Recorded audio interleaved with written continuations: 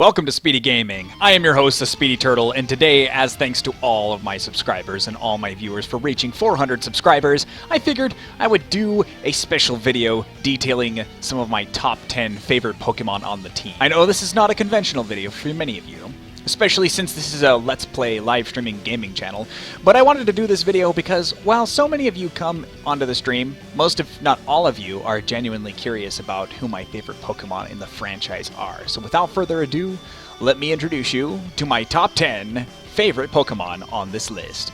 Number 10, Sandslash. Sandslash, at the very early stages of my childhood, was a fan favorite of mine, mainly because of its design.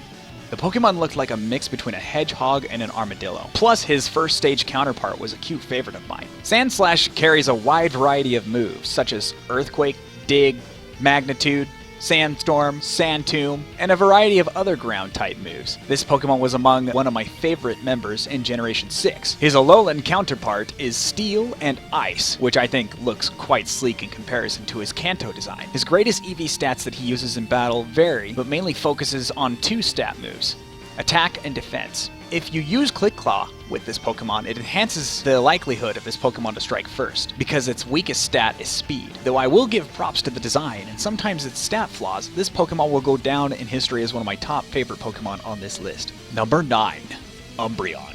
Umbreon was on my second generational playthrough of Pokemon Gold. He was unique in the aspect that he provided some varying battling strategies when it came to the dark typing. I wanted a dark type move on the team, mainly because I needed him to deal some blows to a ton of different trainers in those regions that carried psychic and ghost type Pokemon. He proved to be a very skilled and a very competitive choice for battling in the game. Specific to his moves were Dark Pulse, Thief, Scary Face, and Pursuit. He proved very useful, especially against Red's Espeon in Mount Silver. His design looks to be inspired of black cats in Japan that were thought to be taboo and would bring bad luck if you saw one. I loved the Pokemon. However, the downside to him was trying to friend train Eevee to evolve him, which did take a long time, because I would have to wait every night cycle to make sure I friend trained him at the right time. However, I loved the cute little darkness of evil, and I couldn't have asked for a better evolution on the team. Number 8.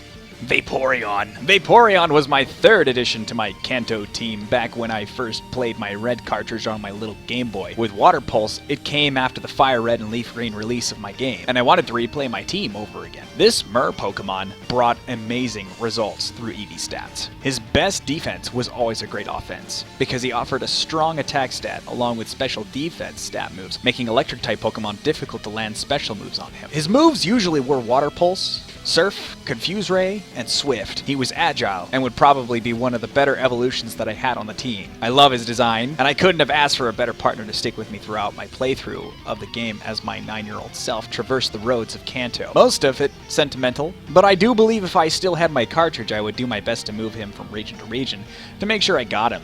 He was the best one I ever trained, and that's why I think he deserves to be on this list. Number 7.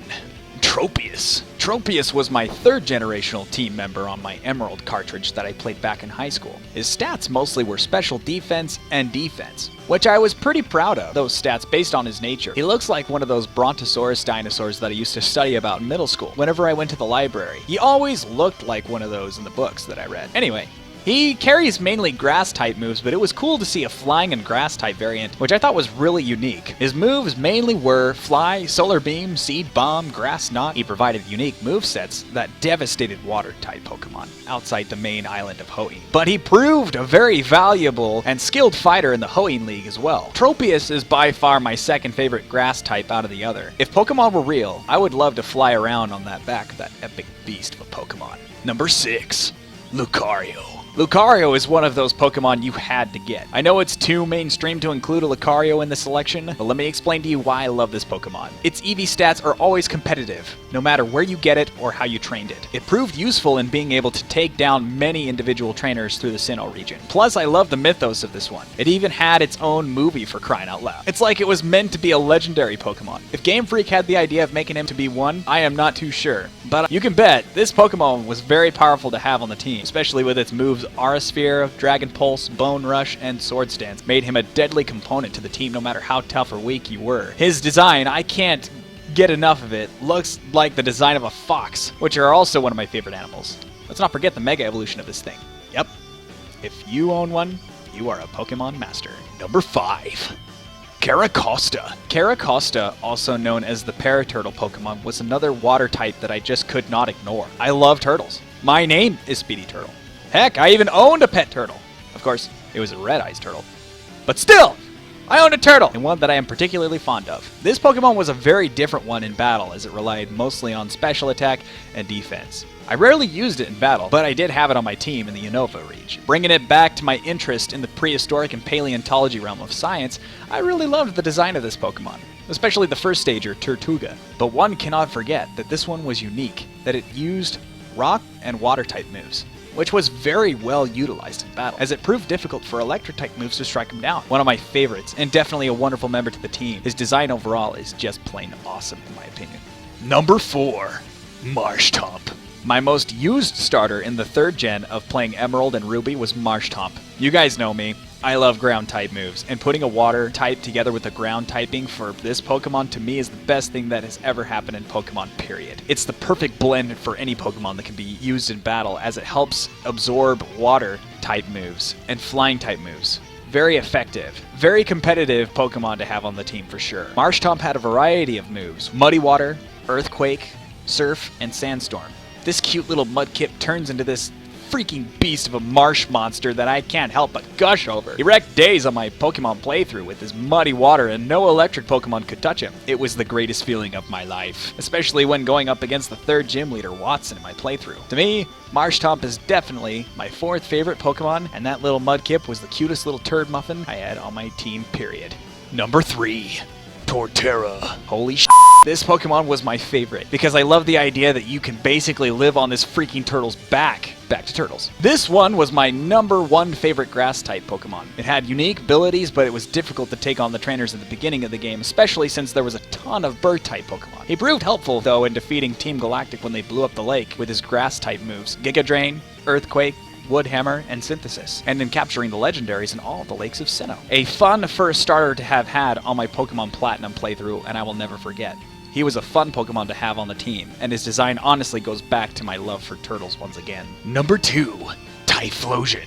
When I first got my gold cartridge when I was 11 years old, I picked the fire type because I was always a fighter. I loved battling, and Typhlosion proved to be that badass that he was meant to be. A competitor out of the playing field, taking no chances, and always using the most powerful moves like Flame Wheel, Flamethrower, Bite, and Earthquake to take down his opponents. He was relentless, never giving in and never giving up the fight. I remember when I was playing near the end of the game, it was almost as if he was alive, and he was a real Pokemon. Because during the battle against Red, he was the last one standing, and Red dealt a devastating attack on me with his Blastoise, bringing him down to at least 1 HP left. I have never seen a Pokemon hang in there like he did. Fond memories and sentimentality along with it. He proved to be the best starter I ever owned, and probably one of my favorites. My fondest memories were, of course, from Johto with this Pokemon, and I wish that I could go back to those moments with my Typhlosion again. Alright, everyone, the moment of truth.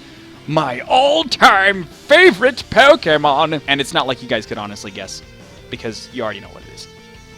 Number 1, Quagsire. Alongside my team, with my Typhlosion, was this cute little Wooper that I had caught in Route 32 after you defeated Faulkner. I had no idea about double typing, but I discovered the beauty of owning a ground and water type Pokemon and how useful he was in battle. With his magnitude move, he dealt every single blow. Devastating power. And he ranked alongside my Typhlosion in my gold playthrough. He was tremendously powerful, that I had to wonder exactly what his EV stats really were. I do remember he had special defense, and good attack stats, but along with that came incredibly amazing battling choices from this Pokemon. I will never forget, his name was Cooper. Take the name Wooper, and you get Cooper.